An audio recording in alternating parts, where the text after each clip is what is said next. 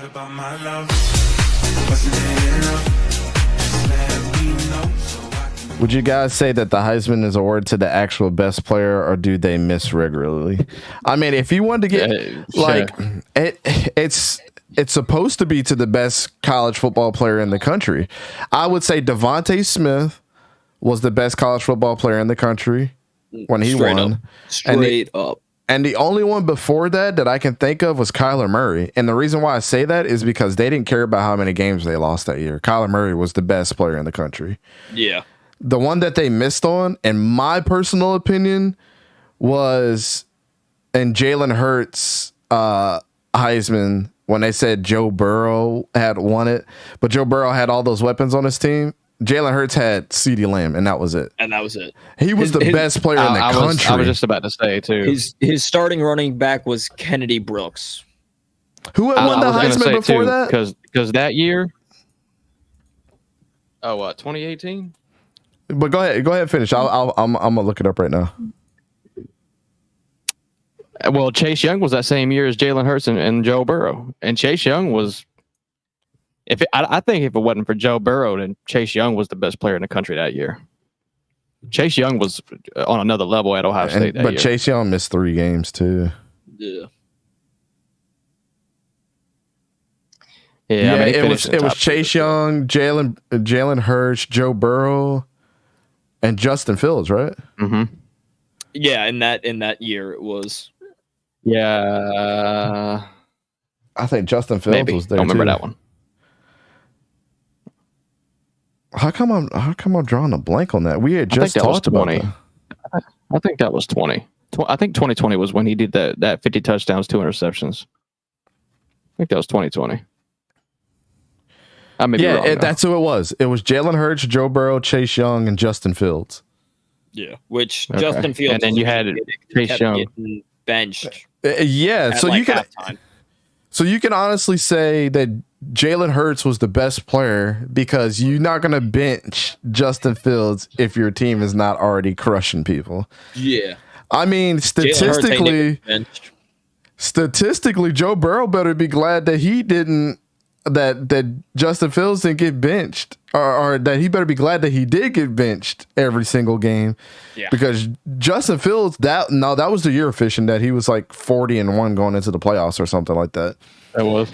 He better be glad that boy was getting benched, because he was going to the F off. That was the same year that one of the Ohio State student, I can't remember his name, got ejected for a hit for a targeting call, which led to Clemson, and then he did it twice. Yeah, that same dude, number 47, he did it twice. He did it back-to-back years. That year, and then exactly 2 years in a row, and then Joe Burrow should also. That was neck roll, bro.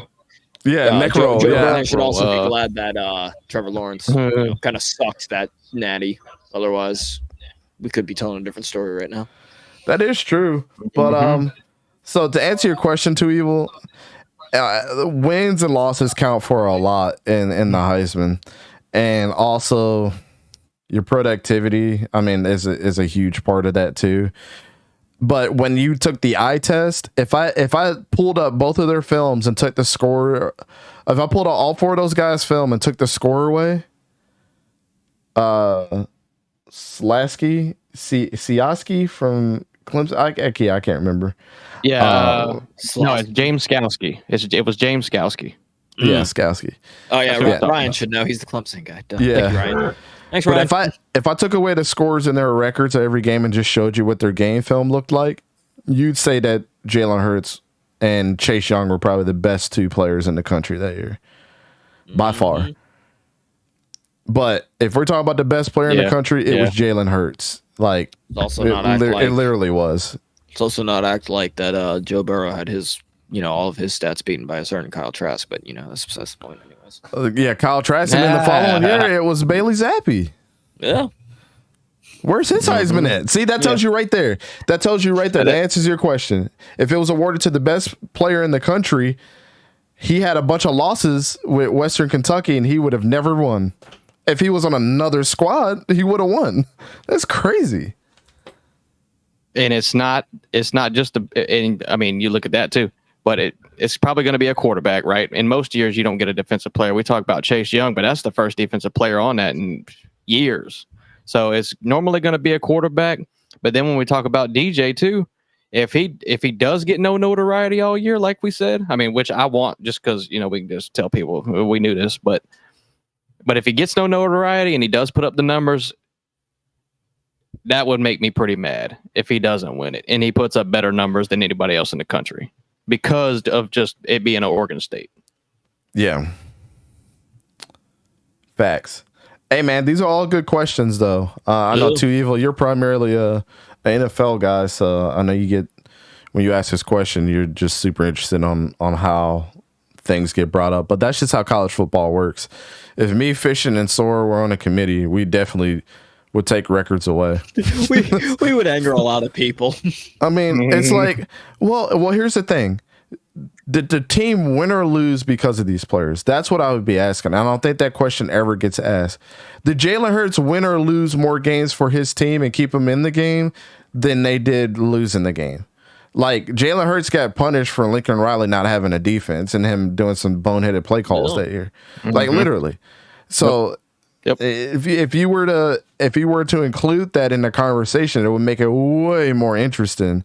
And same thing with the year after. And this is not me saying like, if you remove Devontae Smith and all these guys, then Kyle Trask is a Florida fan. That's not me saying that, but I'm saying let's not act like Mac Jones wasn't in the Heisman race because of Devontae Smith, who won the Heisman race, and then who was his second wide receiver? Oh yeah, a certain Jalen Waddle.